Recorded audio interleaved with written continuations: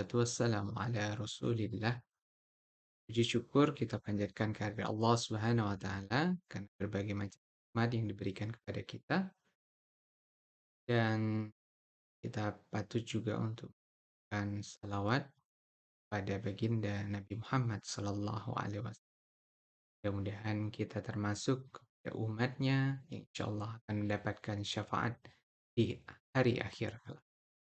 Pada kesempatan hari ini, perkenalkan saya Hijrah Purnama Putra akan menyampaikan materi singkat terkait dengan Indonesia, Islam, dan lingkungan. Seperti yang kita ketahui, Indonesia adalah negara dengan jumlah penduduk Islam terbesar di dunia. Saat ini kira-kira ada 197 juta orang yang memeluk agama Islam. Tetapi negara kita bukan negara Islam. Nah, peringkat ini diikuti oleh beberapa negara lain, misalnya Pakistan, India, Turki, Iran, dan seterusnya. Ya, Islam sendiri adalah agama rahmatan lil alamin. Artinya, Islam diyakini tidak hanya diperuntukkan bagi kalangan pemeluknya sendiri. Islam merupakan rahmat bagi pemeluk agama lain, baik bangsa Arab, bangsa non-Arab, bahkan tumbuh-tumbuhan, hewan, dan berbagai macam makhluk hidup lain.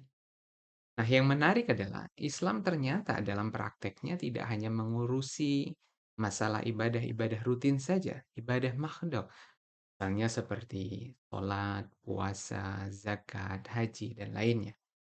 Urusan bernegara, bermuamalah, termasuk menjaga lingkungan, ini menjadi tugas utama dalam Islam.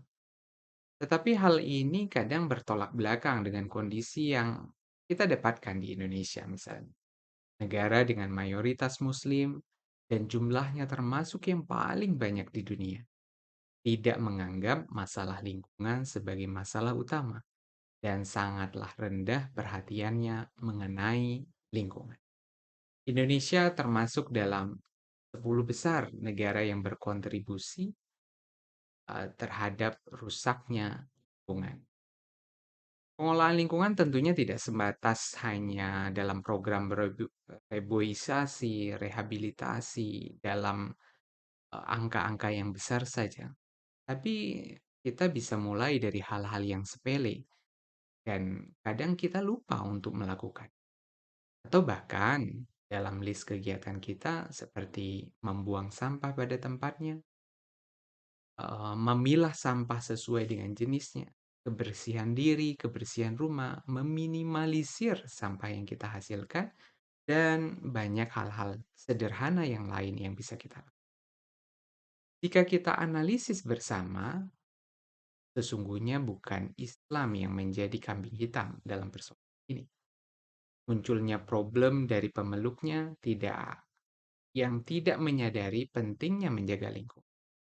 Misalnya dalam Al-Quran, surat Ar-Rum ayat 41 dijelaskan bahwa Zaharal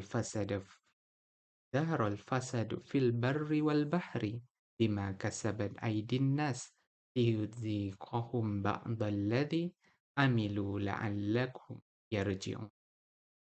Nampak kerusakan baik di darat maupun di laut disebabkan oleh tangan manusia. Supaya Allah merasakan kepada mereka sebagian dari mereka akibat dari perbuatannya, agar mereka mudah-mudahan dapat kembali ke jalan yang kita bisa lihat persoalan-persoalan sampah misalnya. Seakan tidak pernah selesai, mulai dari longsornya suatu TPA di wilayah Jawa Barat, TPA Lui Gajah yang menewaskan ratusan orang di tahun 2000. Kemudian masih ternyata berlanjut sampai akhir-akhir ini. Terjadi di beberapa kota lain. Contohnya Yogyakarta di beberapa tahun yang. Kita berpikir ini sudah selesai. Ternyata juga tidak. Terjadi kembali. Di tahun 2020 ada TPA kembali. Tempat pemrosesan akhir sampah kembali yang jebol. Sampahnya mengalir begitu banyak ke sungai yang ada di sekitarnya. Ini di lokasi yang lain lagi.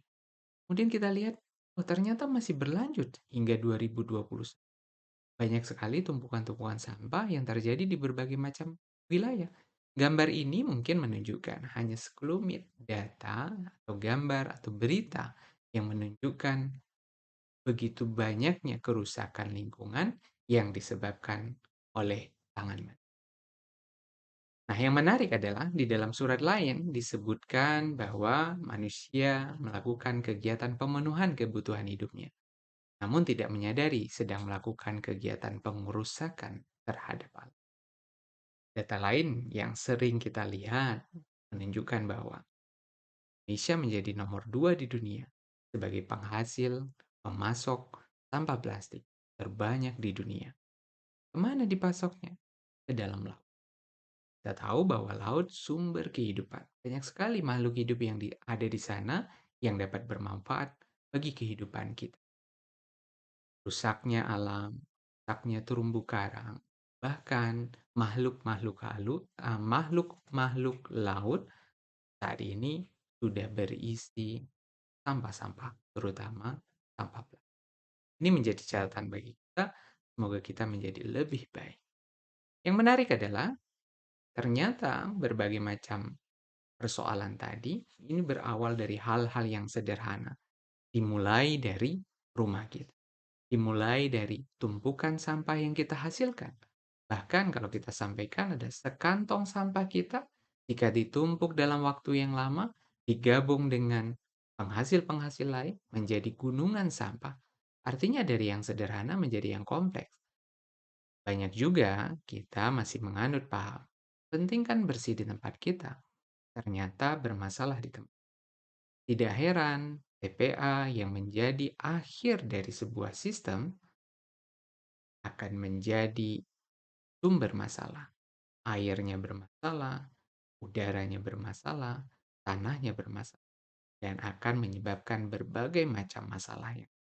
Ternyata dari sampah bisa menyebabkan permasalahan yang lain, seperti udara, tanah, air, bahkan persoalan kesehatan manusia dan konflik lingkungan.